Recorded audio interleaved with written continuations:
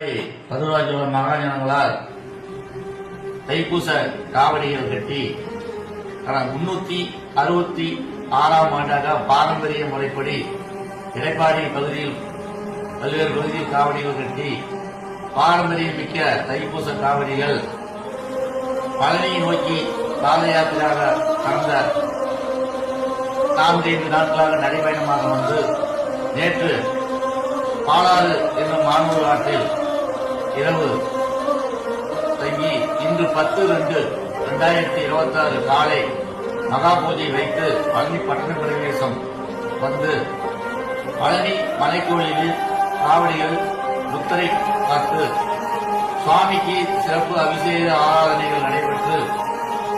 காவடியை பொது கமிட்டியால் நடத்தப்படும் சங்கராத புறப்பாடு, சாயரட்சிய பூஜை, ராக்கால பூஜை அனைத்து சிறப்பு பூஜைகளும் நடைபெற்று சாமிக்கு காவடி முத்திரை சர்க்கரையில் கலந்த காவடி பொது கமிட்டியால் பஞ்சாமிர்தம் தயார் செய்து காவடி பொருட்கள் பகிர்ந்து வைக்கப்பட்டு சிறப்பு பூஜை நடைபெற்று சுவாமி மலைக்கோயிலில் முழுவதும் தங்கி நாளை காலை காவடிகள் அனைத்தும் மதுராஜோட மடத்திற்கு செல்ல இந்த நிகழ்வானது பாரம்பரியமாக 12 காலமாக பாரம்பரிய